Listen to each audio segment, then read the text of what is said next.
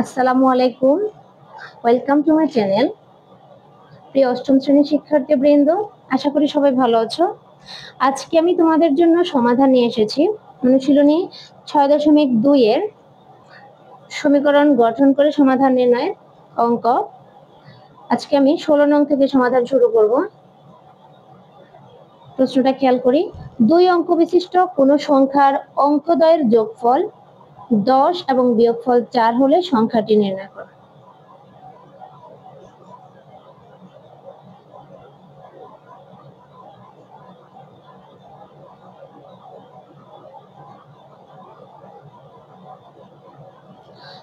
দুই অঙ্ক বিশিষ্ট কোন সংখ্যার অঙ্কদ্বয়ের যোগফল 10 এবং বিয়োগফল 4 হলে সংখ্যাটি নির্ণয় করো। তাহলে দুই অঙ্ক বিশিষ্ট সংখ্যা আমরা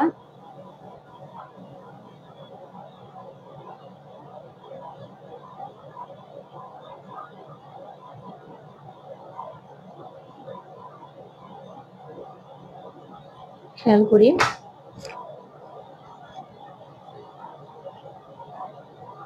ধরি একক স্থানীয় অঙ্ক x, যেহেতু দুই অঙ্ক বিশিষ্ট সংখ্যা বলছে তাহলে অবশ্যই একক স্থানীয় এবং দশক স্থানীয় অঙ্ক থাকবে। তাহলে একক স্থানীয় অঙ্কটি x এবং দশক স্থানীয় অঙ্কটি y। তাহলে সংখ্যাটি হবে, যেহেতু এটার একক স্থান এবং দশক স্থান রয়েছে, সংখ্যাটি হবে 10y plus x। 10y plus x কেন? যেহেতু দশক স্থানীয় অঙ্ক y, তাহলে এককের ঘরে সংখ্যার সাথে আমাদের 1 গুণ, দশকের ঘরে সংখ্যার সাথে 10 গুণ। তাহলে প্রথম শর্ত মতে x plus y is equal 10, মানে সংখ্যা দুটির যোগফল 10। আর এক্ষেত্রে যখন সংখ্যা দুটির যোগফল 10, তখন আমরা যে কোনো সংখ্যায় আগে পরে বসাতে পারি, অসুবিধা নাই। এই বিয়োগ করার ক্ষেত্রে কিন্তু আমাদের বড় সংখ্যা এবং ছোট সংখ্যা আলাদা করতে হয়। এবার দ্বিতীয় শর্ত মতে যখন আমরা এখানে কি করলাম, x কে বড় ধরলাম, y কে ছোট ধরলাম, তাহলে দ্বিতীয় শর্তে কি দাঁড়ায়, x minus y is equal 4, এটা সমীকরণ 2। আবার যেহেতু এটা একক দশক স্থানের অঙ্ক, তাহলে এককের সংখ্যা বড়ও হতে পারে ছোটও হতে পারে, আবার দশকের সংখ্যা বড়ও হতে পারে ছোট হতে পারে, দুইটা চান্স থাকে। তাই আমরা দুইটা ভাবেই করতেছি। y greater than x হলে, y greater than x হলে, তাহলে এবার y minus x is equal 4, মানে যখন x বড় হবে তখন x minus y হতে পারে, যখন y বড় হবে y minus x হতে পারে।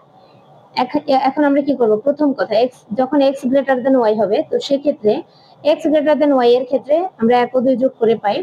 1 ও 2 যোগ করলে দেখো বাম পক্ষ যোগ করলাম, ডান পক্ষ যোগ করলাম, প্লাস y minus y কাটা, 2x is equal 14, 2 এর পাশে আছে গুণ, এর পাশে গিয়ে ভাগ, যদি 14 কে ভাগ করলে 7।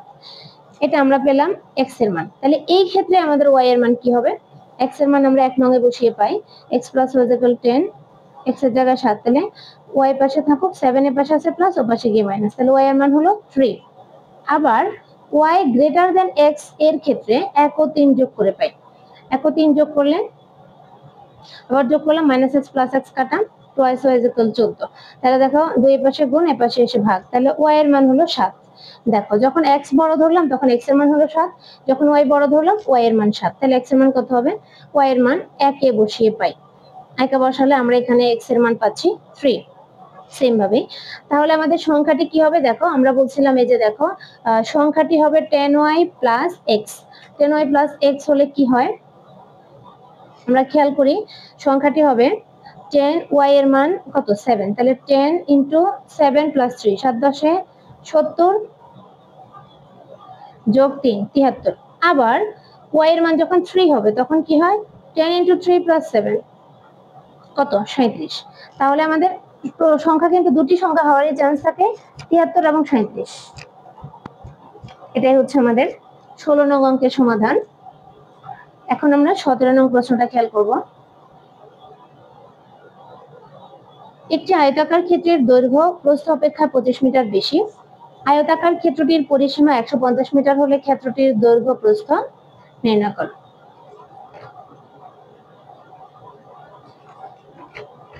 আয়তক্ষেত্রের কথা বলা হয়েছে। ধরি আয়তক্ষেত্রের প্রস্থ x মিটার, দৈর্ঘ্য x plus 25। কেন x plus 25? দৈর্ঘ্য বলতে প্রস্থ অপেক্ষা 25 মিটার বেশি, তাহলে পরিসীমার সূত্র কি, 2 গুণ দৈর্ঘ্য যোগ প্রস্থ, তাহলে দৈর্ঘ্য হচ্ছে x plus 25, প্রস্থ হচ্ছে x। এবার যদি আমরা যোগ করি এটার ভিতরে, দেখো এক্স এক্স যোগ করে টোয়াইস এক্স আর 25 প্লাস থাকে। এটা হচ্ছে আমাদের মতে পরিসীমা, তারা বলছে পরিসীমা 150 মিটার। তাহলে প্রশ্ন মতে 2 × 2x + 25 = 115। এবার 2 এর পাশে আছে গুণ, এর পাশে গিয়ে হবে ভাগ, 2 দিয়ে 150 কে ভাগ করলে 75, 25 এর পাশে আছে যোগ, এর পাশে গিয়ে হবে বিয়োগ, 75 থেকে 25 গেলে 50, 2 এর পাশে আছে গুণ, এর পাশে গিয়ে ভাগ, 2 দিয়ে 50 কে ভাগ করলে 25। তাহলে আয়তক্ষেত্রের প্রস্থ 25 এবং আয়তক্ষেত্রের দৈর্ঘ্য কত হবে? 25 এর সাথে 25 যোগ করলে 50। তো শিক্ষার্থীবৃন্দ, এই ছিল আমার আজকের সমাধান। আশা করি সবাই বুঝতে পেরেছো। অবশ্যই আমার কমেন্টে জানাবে আমার ক্লাস তোমাদের কেমন লাগলো, আর লাইক শেয়ার করতে ভুলবে না। ধন্যবাদ।